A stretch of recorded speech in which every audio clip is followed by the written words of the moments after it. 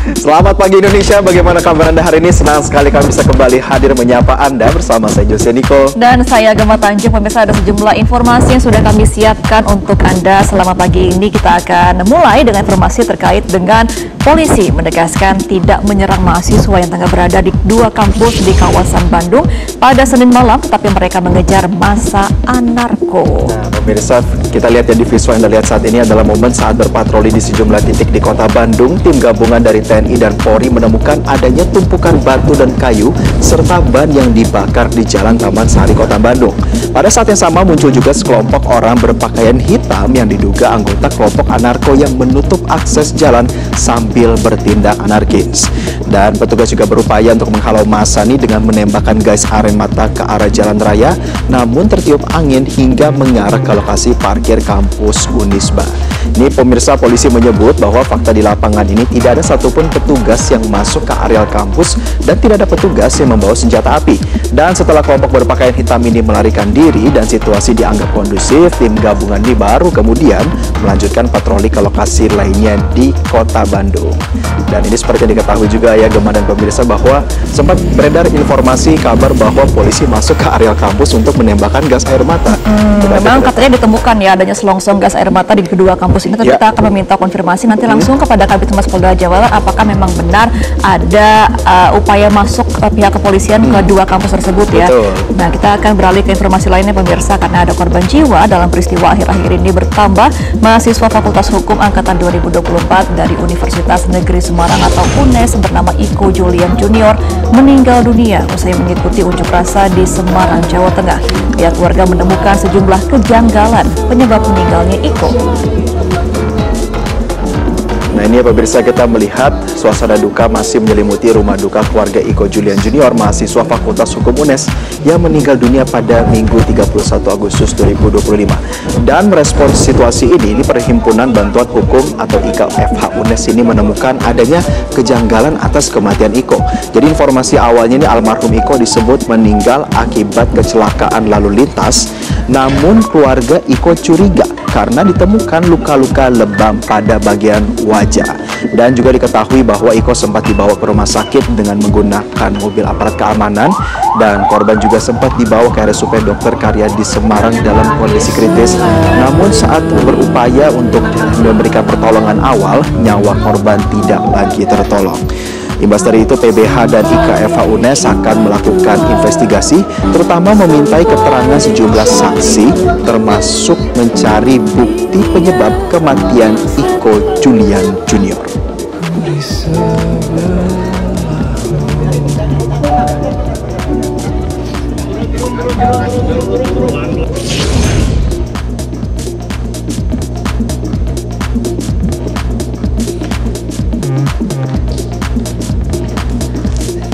Ya, ini pemirsa juga masih informasi seputar aksi demonstrasi di lingkungan Sivitas Akademika, di mana ratusan mahasiswa di Fakultas Hukum Universitas Negeri Semarang atau UNES menggelar aksi solidaritas kebersamaan untuk mendiang Iko Julian Junior. Satu persatu mahasiswa menyalakan lilin lalu menaburkan bunga seakan mengantarkan kepergian Iko dengan penuh cinta dan doa.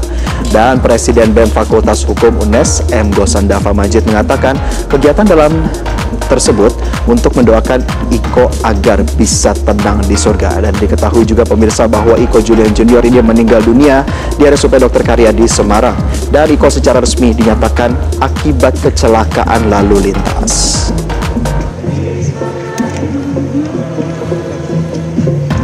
Ya, pemirsa, terkait dengan kejanggalan dari kematian Iko, mahasiswa menyerahkan langkah hukum sepenuhnya kepada Pusat Bantuan Hukum Ikatan Keluarga Alumni Fakultas Hukum UNES. Kita berharap ya Jose dan juga pemirsa bahwa akan diteliti lebih lanjut terkait dengan kematian dari Iko, karena memang adanya kejanggalan akibat luka lebam, meskipun sudah dinyatakan bahwa Iko meninggal karena meninggal kecelakaan lalu lintas, tapi kita harapkan adanya transparansi dari pihak kepolisian untuk pengecekan lebih lanjut. Dan tentu kita juga penting untuk diingat bahwa keluarga ini berhak ya Gemma atas informasi seterang-terangnya. Ya, pemirsa, juga ada sebanyak 6 orang ditetapkan sebagai tersangka dari pelibatan pelajar dalam kerusuhan demonstrasi pada 25 dan 28 Agustus 2025. Mayoritas melakukan penghasutan melalui media sosial. Ada sejumlah nama tersangka yang diunggah pemirsa. Yang pertama adalah DMR atau Del Pedro, admin akun Instagram Lokataru Foundation, melakukan kolaborasi nih dengan akun-akun IG lainnya yang menyebarkan agar pelajar jangan takut untuk melakukan aksi. Lalu ada tersangka kedua yaitu MS dengan akun Instagram @bpp berperan melakukan kolaborasi dengan akun lain untuk menyebarkan ajakan pengerusakan. Dan yang ketiga ini adalah SH, admin akun Instagram @gm, perannya untuk melakukan kolaborasi untuk menyebabkan ajakan pengerusakan. Dan keempat ini adalah KA selaku admin akun Instagram @amp yang berperan menyebarkan ajakan pengerusakan melalui kolaborasi akun. Dan kelima adalah RAP, admin akun Instagram RAP yang berperan membuat tutorial bom molotov serta koordinator kurir bom molotov.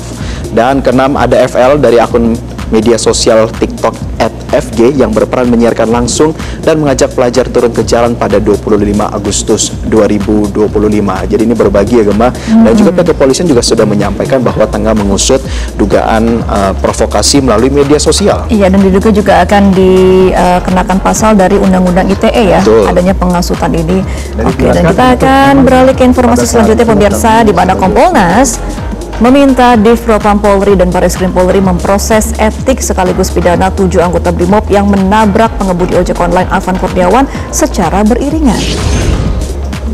Pelaku berasal dari kesatuan. Pemirsa, Komisioner Kompolnas Muhammad Khairul Anam mengatakan hasil gelar perkara disimpulkan bahwa terdapat pelanggaran kode etik profesi Polri dan pidana. Terkait pelanggaran etik akan disidang etik oleh Div Propam Polri dengan sanksi pemecatan, sedangkan pemidanaan akan diproses oleh Bareskrim Polri. Menurut Anam, langkah ini menjawab tuntutan keluarga almarhum Afan yang disampaikan langsung kepada Kompolnas dan Kapolri Jenderal Listio Sigit Prabowo.